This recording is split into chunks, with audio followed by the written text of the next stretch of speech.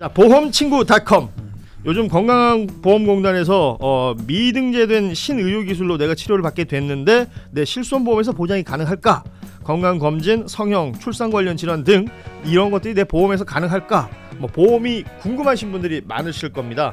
그럴 때는 검색창에 보험친구닷컴을 검색하시거나 1844-0585로 전화를 주시면 됩니다. 이미 가입한 보험의 경우 뭐가 문제인지, 또 내가 가입한 보험은 어떤 장단점이 있는지, 보험에 관련된 그 어떤 질문이라도, 그 어떤 상담이라도 무료로 진행이 됩니다.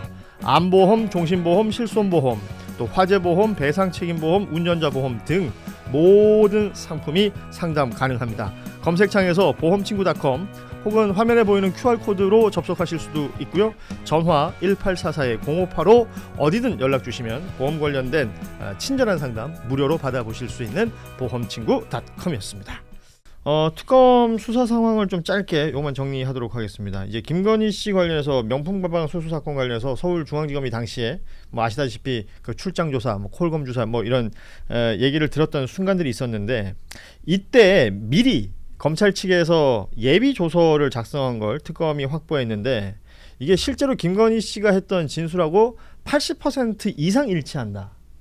저도 너무 놀랐어요. 이거는 그러니까 일종의 그 질의응답을 정해놓고 이거대로 마치 그 대본 플레이한 거. 이 정도면 범죄입니다. 이게 왜냐하면 이 범죄는 검찰의 범죄입니까? 김건희의 범죄입니까? 검찰의 범죄죠. 검찰의 범죄다. 왜냐하면 검찰이 이거 미리 준비를 했다는 거잖아요. 내용, 그러니까 문서의 내용 자체가 허위라는 거. 왜냐하면 김건희 씨의 진술이 아닌데 김건희 씨의 진술로 자기들이 준비를 한 거잖아요. 심지어 김건희 그거 씨 자체가 허위. 그렇죠. 김건희 씨 기억에 의존해서 나와야 될 말들까지도 적힌 대로 지금 진술이 됐다는 거거든요. 그러니까요. 이 정도면 허위 공문서죠.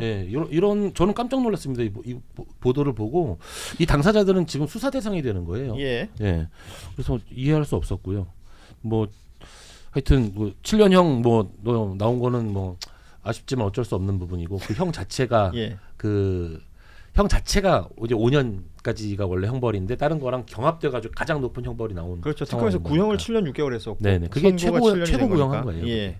그 전에 이제 도이치모터스 관련된 게 4년 있었고, 네네. 지금 어찌됐건 11년은 확정이 돼 있는.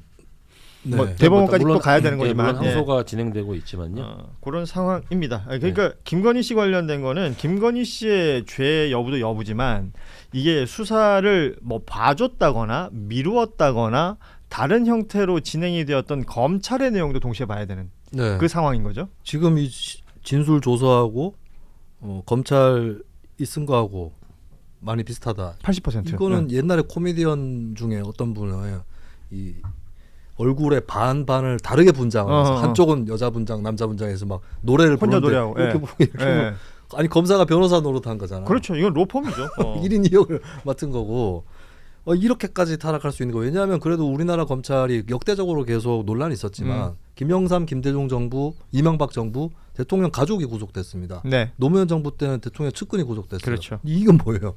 이렇게까지 굴복한 적이 있었던가 싶기도 하고, 다른 점은 이때 대통령이 검찰총장 출신이라는 거죠. 그렇죠. 예. 그리고 이런 검사들의 행태 때문에 검찰이 국민의 미움을 받은 탓에 보안수사권까지도 없어질 위기에 처해 있잖아요. 근데 사실 보안수사권 없어져서 힘들어지는 사람들 형사부 검사들이죠. 그렇겠죠. 보통. 근데 이 특수부 검사 몇 명 때문에 검찰 역사에 그나마 그래도 노무현 정부 이후에 검찰의 성역이 많이 없어져서 왔거든요. 과거에 비해서는. 그렇죠. 예. 그래서 막 대통령 그때 노무현 대통령도 처음에 문지방 넘어온다고 불평을 토로하다가 결국에 검찰 수사 방해도 안 하시고 다 그렇게 성역을 없애 왔는데, 이렇게,까지 후퇴한 그러니까 이거 스스로 진짜, 지금 이제 자초한 거죠. 지금 그 얘기를 하고 계신 겁니다. 박근혜가 사람으로 보인다니까. 윤석열 정부 때문에 어디까지 바닥을 쳐야 되는가. 그래서 계속 지금 다시 회자되는 인물 중에 하나가 이제 지금은 최서원 씨, 과거에 최수실 씨. 그 안에서 얼마나 열받을까. 왜냐면 나는 사면 기미도 없는데. 이 정도 국정농단 가지고 그죠. 아무튼 그렇습니다. 오늘 내용은 이쯤 할 텐데, 우리 김정환 변호사 오셨기 때문에 이 얘기를 끝으로 한번 해봤으면 합니다. 최근에 그러니까 발달 장애가 있는 분의 이제 재판 과정에서 이게 재판의 내용이 바뀌고 했던 부분이 있는데, 마지막에 판결을 할 때 재판부가 그러니까 사회적 약자를 배려해서 이제 쉬운 언어로 설명해줬다. 요 내용이 뉴스로 나온 게 있었어요. 네네. 요거 한번 좀 설명해 주시면. 그러니까 발달 장애인들의 접근권. 그러니까 우선 발달 장애인과 관련돼서 어떤 소송이 걸린다라고 할 때 장애 등급 처분과 관련된 소송이 왜 걸릴까라고 하는데 일단 그 배경을 좀 이해할 필요가 있는 게 우리나라 같은 경우는 과거에 자기 자녀가 발달 장애가 있을 때 그 장애를 인정하지 않는 부모님들이 많았었죠. 장애를 신청하지 않습니다. 그러니까 장애라는 건 부끄러운 게 아니에요. 국가가 제공하는 여러 가지 장애에 대한 서비스를 받을 수 있는 거거든요. 이제 성인이 돼서도 발달 장애가 객관적으로 있음에도 분명히 확실한데 인정받지 못한 이런 분들이 이제 장애 등급과 관련된 여러 가지 그 진행을 하는 경우들이 있는데 신청을 했는데 네네. 구청에서 반려될 때 있고 뭐 이럴 때 네네. 있죠. 그런 것들이 예. 있어요. 여러 가지 뭐 근데 사건 얘기를 하려는 게 아니고 발달 장애인들이 여러 공적인 부분에 접근을 하는 게 투표라든지 아니면 의료기관에 접근한다라든지 꼭 본인들이 설명을 들어야 될 때가 있어요. 그 이제 보통 후견인이 설정되거나 예. 해가지고 보호자가 이제 설명을 듣고 보통은 다 지원을 해주지만 당사자가 투표할 때는 투표는 본인이 찍어야 되거든요. 병원에 가서는 본인이 뭔가 이야기를 해야 되거든요. 예. 그런 어떤 중요한 순간들에 그 발달 장애인들이 이해할 수 있도록 쉽게 만드는 것 이런 건 이제 장애에 대한 보편적 접근인데. 이 재판 관련돼 가지고도 물론 당연히 뭐 후견인이라든지 다 있었겠지만 재판의 당사자가 본인이잖아요. 이 당사자가 인생의 가장 중요한 결정과 관련된 판결문을 이해할 수 있도록 도와주는 그런 이제 판결문이 나왔다는 건데 너무너무 바람직한 거고 사실 이게 오래전부터 준비가 되던 거예요. 그래요. 사법부가 굉장히 잘한 거라고 정말 칭찬하고 싶은 건데 하나 너무 아쉬운 게 있어요. 읽기 쉬운 판결문이라고 하면서 이걸 이지리드 판결문이라고 했더라고요. 막 영어를 썼어요. 이지리드는 읽기 쉽지 않잖아요. 예. 약간 그래서 이게 왜 이름이 이지리드냐? 아하. 읽기 쉬운이라고 하면 되는데 뭐 예. 요런 약간 에피소드 같은 것들이 있지만 너무너무 바람직한 그러니까 현상이라고 장애가 있는 생각합니다. 분이 원고였는데 원고에게 원고가 이겼습니다라고 설명해주면서 어떠한 내용으로 이겼다라는 걸 쉬운 말로 해줬다. 뭐 그 사실 우리가 이제 대통령 탄핵될 때나 이럴 때 온 국민이 관심 갖고 볼 때도 주문 거기서부터 뭐 처음에는 뭐 주문이 뭔가 수리수리 마수리 뭐 그리고 탄핵 기각 이런 단어들도 사실은 어려운 말들이잖아요. 네. 그러니까 이런 말들을 쉬운 말로 이제 써줬다. 전 국민이 기각과 각하를 다 구별해요. 그러니까 큰일 났어요. 법 공부를 너무 많이 했어 최근에. 예.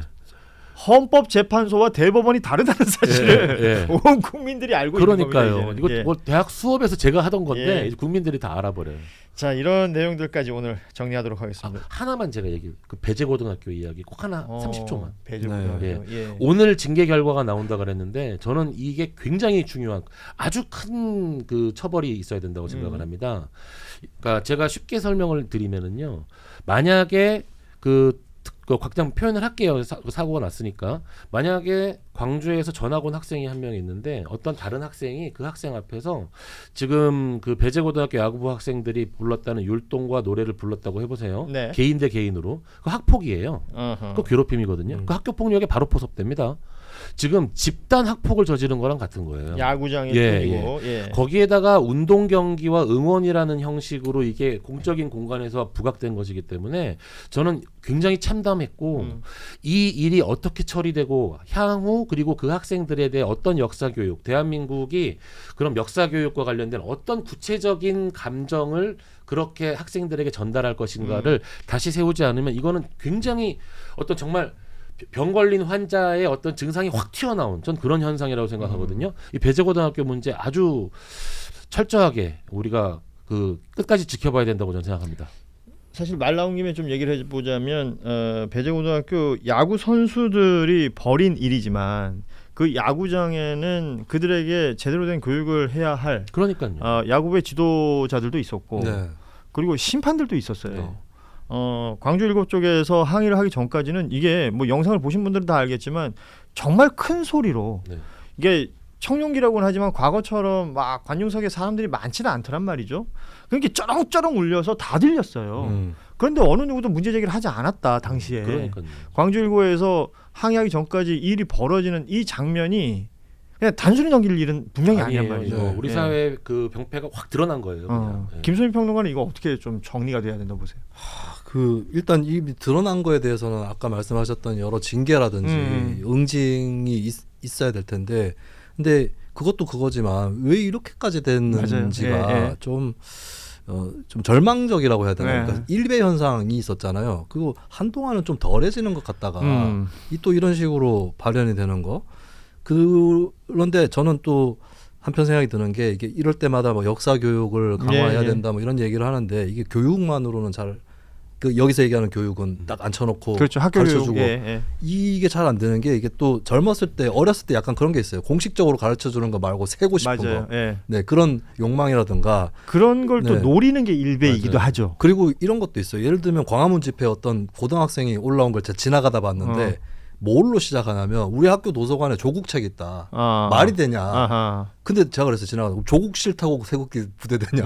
근데 그런데 쉽게 빠져버리거든요. 근데 만약에 일배한테 훈계하는 어른이 그 어른도 어디선가에 역사 왜곡이나 사실 왜곡하고 있다. 그러면 이제 바로 약점이 돼가지고 좁아라 좌파들 거짓말한다 이런 식으로 또 나오기 때문에 그래서 굉장히 여러모로의 그 설득력을 갖추기 위한 어른들의 노력도 필요하다고 봐요. 그렇죠. 이게 그런 멸칭 그리고 그런 일들이 일어날 수 있는 게 원인을 살펴보면 잘못된 기득권에 대한 신념과 완전한 타자화. 이게 그러니까 모든 공동체는 집단 기억, 우리가 꼭 가지고 있는 어떤 그 역사에 대한 인식이란 게 있는 건데 본인이 거기 집 밖에 나가 있는 거예요. 그 밖에서 그러니까 역사 교육을 받았더라도 만약컨대 5.18이라 그러면 5.18이라는 거를 그냥 객관적인 수치와 객관적으로만 보는 건데 궁극적인 역사 교육은 거기에 피해자들에 대한 관념 맞아요. 그리고 예.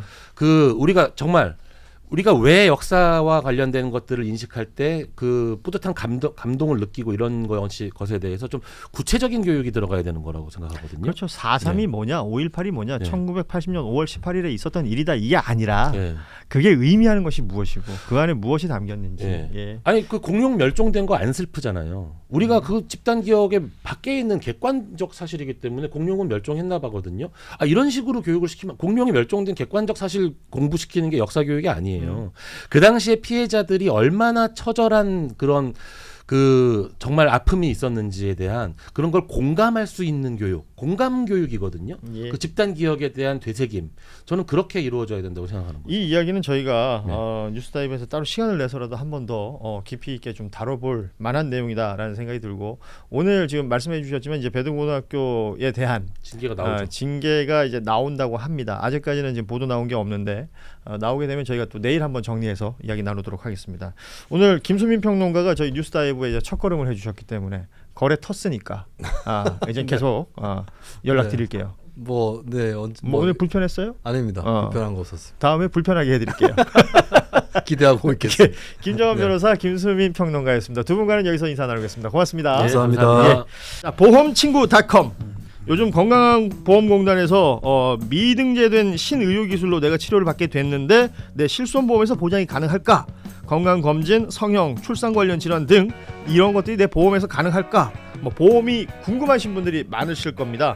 그럴 때는 검색창에 보험친구.com을 검색하시거나 1844-0585로 전화를 주시면 됩니다. 이미 가입한 보험의 경우 뭐가 문제인지 또 내가 가입한 보험은 어떤 장단점이 있는지 보험에 관련된 그 어떤 질문이라도 그 어떤 상담이라도 무료로 진행이 됩니다.